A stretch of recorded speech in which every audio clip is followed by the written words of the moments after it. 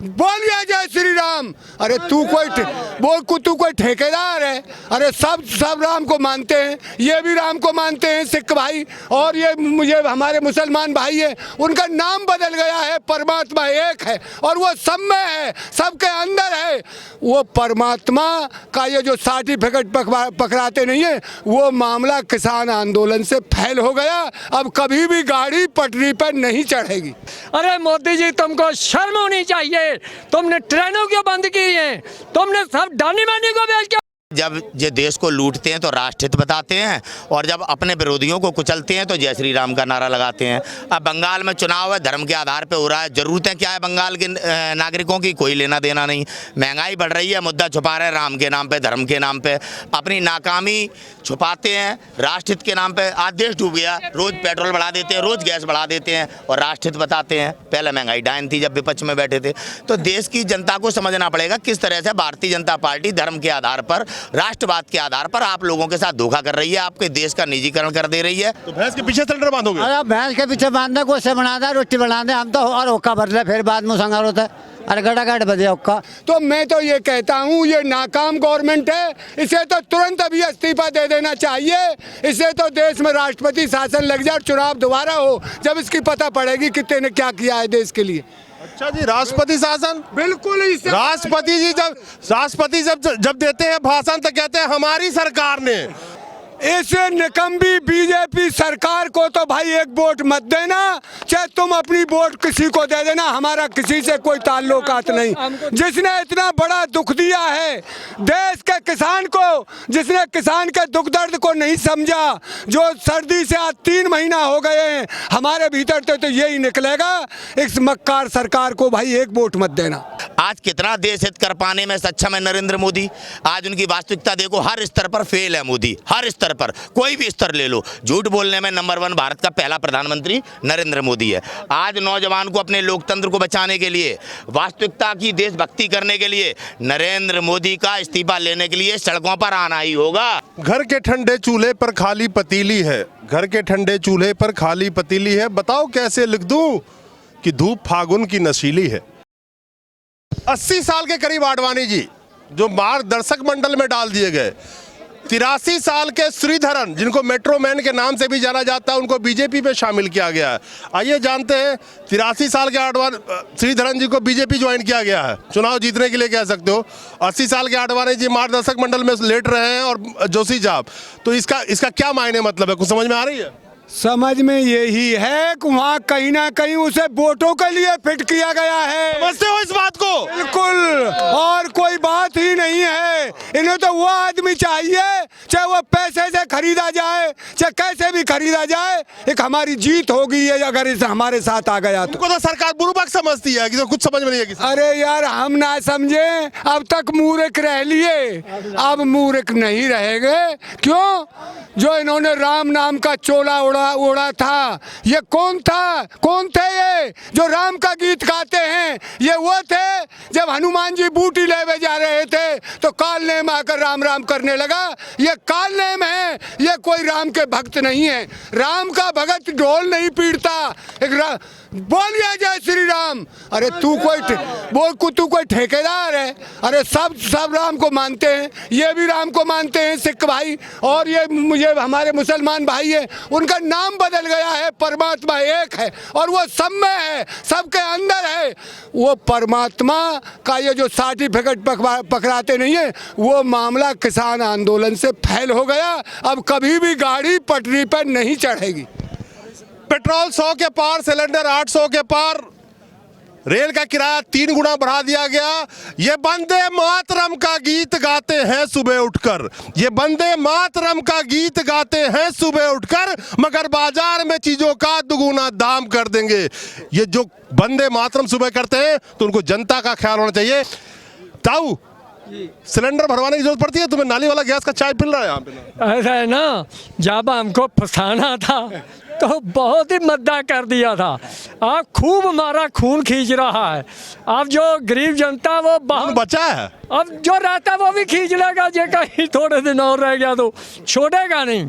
और जनता हाय हाय कर रही है, पर इसको कई कतई भी शर्म नहीं है।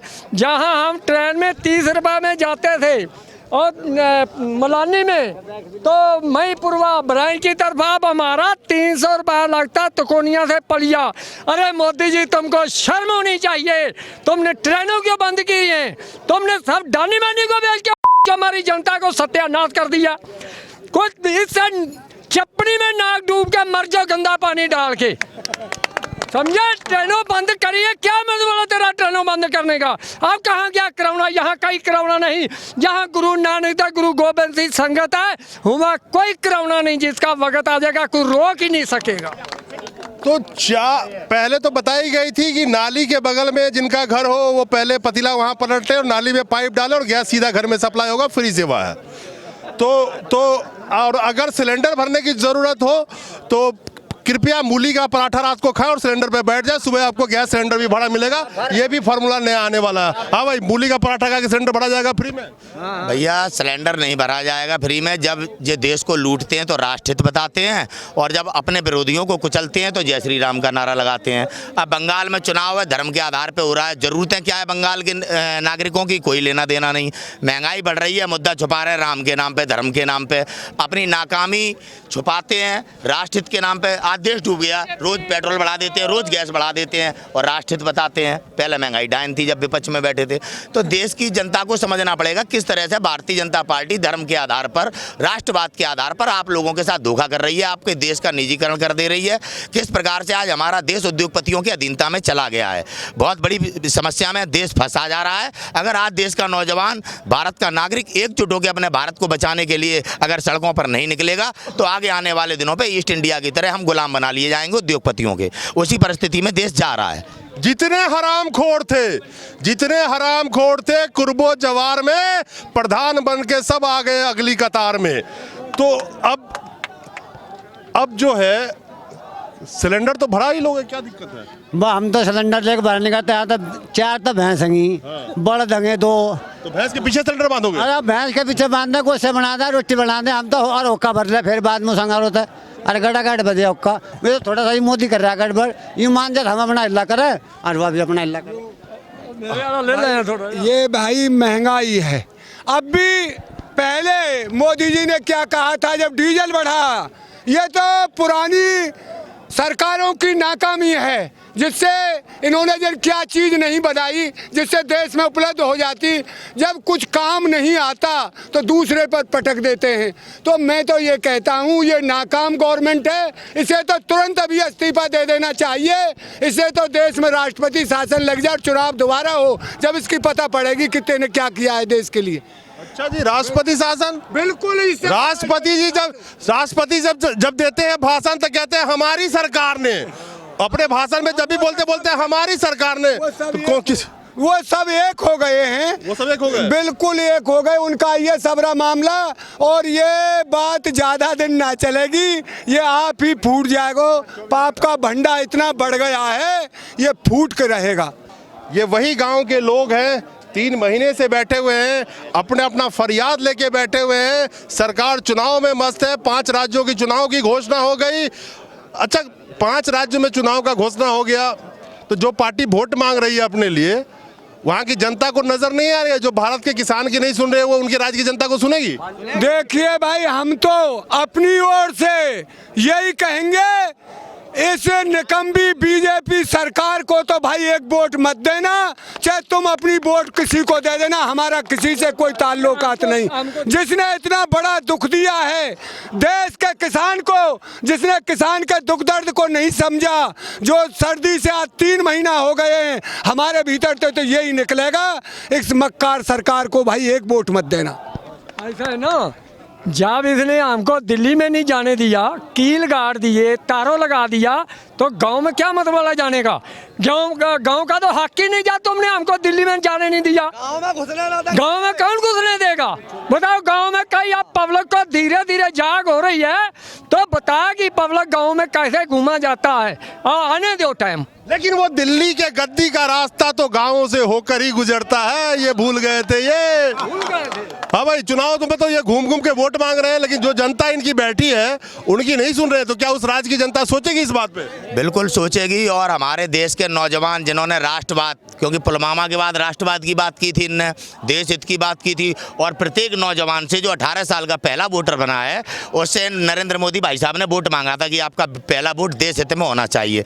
आज कितना देश हित कर पाने में सक्षम है नरेंद्र मोदी? आज उनकी वास्तविकता देखो, हर स्तर पर फेल है मोदी, हर स्तर पर, कोई भी स्तर ले लो। झूठ बोलने में नंबर 1 भारत का पहला प्रधानमंत्री नरेंद्र मोदी है। आज नौजवान को अपने लोकतंत्र को बचाने के लिए, वास्तविकता की देशभक्ति करने के लिए नरेंद्र मोदी का इस्तीफा लेने के लिए सड़कों पर आना ही होगा। अगर आज नौजवान अपने देश को बचाने के लिए सड़कों पर नहीं आएगा, अंग्रेज बोल के गए थे 100 साल आज़ादी के नहीं जी पाओगे, हमारे ऊपर बोल के गए थे। जिनने देश आज़ाद कराया था उनसे कह रहे थे ये कभी लोकतांत्रिक देश नहीं बन पाएगा। और हमारे उस समय के लोगों ने, चाहे जो भी रहे हो, चाहे पंडित जवाहरलाल नेहरू, चाहे इंदिरा गांधी जी, चाहे चौधरी चरण सिंह जी, उनने दुनिया में भारत को विश्व का सबसे बड़ा लोकतांत्रिक देश स्थापित करके दिखाया। अब बात आई हमारे ऊपर की 100 साल आज़ादी के नहीं जी पाएंगे। अगर आज देश का नौजवान इन धर्म के झूठे ठेकेदार और झूठे राष्ट्रभक्तों की बातों में आके जो भगवा पहन के आपको बेवकूफ़ बनाते हैं, गुमराह करते हैं, कभी ये आपकी पीड़ा की बात नहीं करेंगे। बंगाल में किस मुद्दे पे बात हो रही है? धर्म पे बात हो रही है। पूरे बंगाल में दंगे कराए जा रहे हैं, जहाँ पे भी जाते हैं दंगों के नाम पे, धर्म के नाम पे वोट मांगते हैं, आपकी जरूरतों की बात नहीं करते हैं, जुमलेबाजी करते हैं। आज अगर पूरे देश का नौजवान एकजुट होकर भारत के लोकतंत्र को बचाने के लिए नरेंद्र मोदी के इस्तीफे की मांग करके दिल्ली के चारों ओर नहीं आता है, तो वो अंग्रेज 100 साल पहले कह गया था, तुम्हारा भविष्य बता गया था। समझ लो हम में और अंग्रेजों में क्या अंतर है, क्या अंतर है। घर के ठंडे चूल्हे पर खाली पतीली है, घर के ठंडे चूल्हे पर खाली पतीली है, बताओ कैसे लिख दूं कि धूप फागुन की नशीली है। तो आज ये किसान यहाँ पे खड़े हैं, नौजवान ट्रेंड करा रहे हैं रोजगार के लिए। कल जो सरकारी नौकरी करते थे आज वो भी बेरोजगार है, नहीं तो कल हो जाएंगे। PSU बेचे जा रहे हैं, बाड़ी सबकी आएगी। वक्त यही है कि ये जो गार्जियन खड़े हैं इनके साथ आके खड़े हो जाओ, और ट्विटर पे ट्रेंड करा के और फेसबुक पे ट्रेंड करा के कोई हल नहीं निकल सकता। जब यहाँ पे 3 महीने के अंदर 200 से ज़्यादा किसान शहीद हो गए, जब इनकी नहीं सुनी जा रही है, तो कराते रहो ट्विटर पर ट्रेंड और खेलते रहो मोबाइलों से, और नहीं तो आ जाओ, खड़े हो जाओ इन्हीं गार्जियन के साथ जिनके आंदोलन को ये सरकार हिला नहीं सकी। सोचिएगा, समझिएगा और जाग जाइए, अगली बारी आपकी भी आने वाली है। नमस्कार।